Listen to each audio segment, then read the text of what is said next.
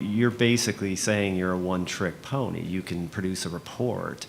And the problem with that is there's a whole bunch of people who are married to that function. They're that go-to person. I mean, I had at Ed, I had a report called the George Report. I'm like, what the hell is that?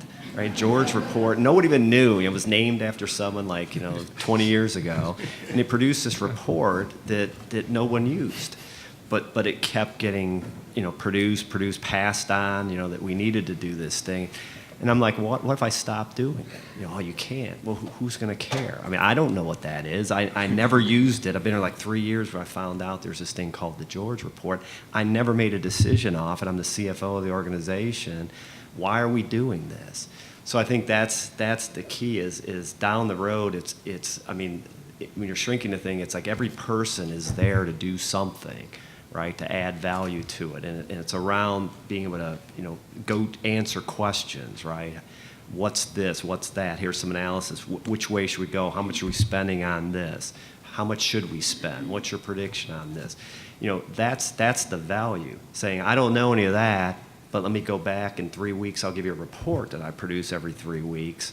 That's just not the value, the future. So I think that's, you're looking towards is how do you get to a point, is your job, producing value in decision making or, answering questions or doing an analysis that drives a decision, or keeping something compliant or having controls, right? It's what's the value that you're adding in your day-to-day job.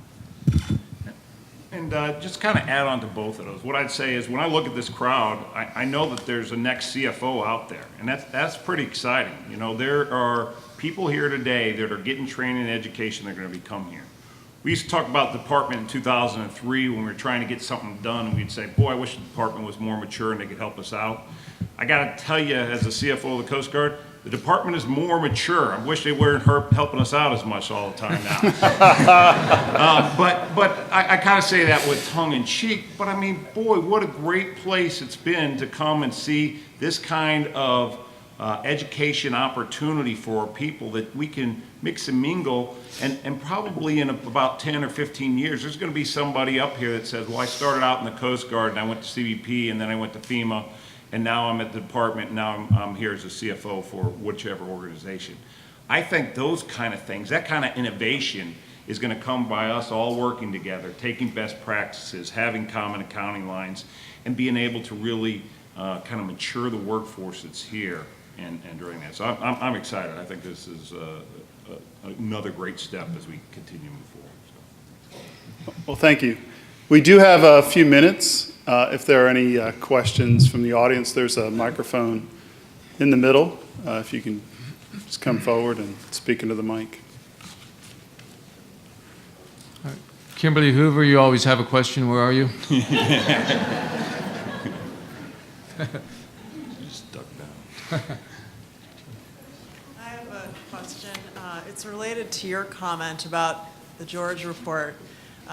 Not that I'd like to know more about it, but with regard to that, I appreciate the thought about what are the skills that are needed for the future, but at the same time, I was thinking about the counter to that where people are wedded to, I know how to use that system, or I know this is my area, my turf, my knowledge base, and so you have forces pushing against that broader goal. And so I wondered if you could speak to how I guess it's almost like personal turf issues. So if you could maybe speak to that a little bit, I'd be curious. Yeah, well, I think, if you look at the premise of the PMA, it's basically saying that, we grew out of a structure, 50 years old, right? Organizational wise, 200-year-old from the Coast Guard, and it an incremental improvement from there, right? And that's continuing that way. It's going to take 100 years to get to where we need to go. So the break is it's this moving to the standards, creating standards and moving off legacy systems as fast as possible. And I also think that as you do that, moving people around is one way to do it, because like the George Report talked about, I was in Intel and DoD, and the people churn pretty. I don't know how it is in DHS, but you know, you didn't expect to see someone there 30 years in a job, but in Ed it was. And I think the longer people stay in the same job, the more it becomes that. They get wedded to that job, and to me, so I would think that you encourage that moving people and stretch, because they don't own it that much. Because you end up someone doing the same job for 20 years, and you come in and someone new walks in and says, "What are you doing?" You know, it's kind of an insult to them, right? They're doing something they thought was right. All of a sudden, you're coming in and saying it's not worthwhile. So I think that tie-in that your job is that report is the mindset that's holding people back. So I go back and say it's not the report. It's what's the value you're adding? What are you doing? What skills do you have? And how can you apply those skills to the problem? If you can get that switch, I think it's easier to kind of move out of that. But I think it's embedded in a lot of government cultures and stuff of that. You know, that people are wedded to a specific thing they do, or they get a lot of positive reinforcement because you're the go-to person for that, and you're there at 6, 7, 8 at night, you know, doing the pivot tables, and you're getting this is great because no one else wants to do it, so they're giving you the positive, yeah, keep doing that, you know. But it's kind of a bad thing to do, but we encourage it in some cases. Thank you.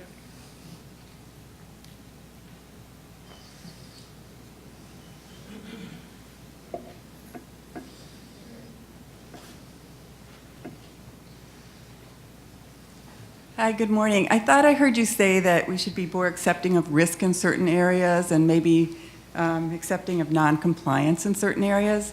So I was wondering what, if anything, is being done to address the compliance criteria to make them a little bit more flexible or scalable or changeable. So in OMB, we were pushed the same way with the burden reduction.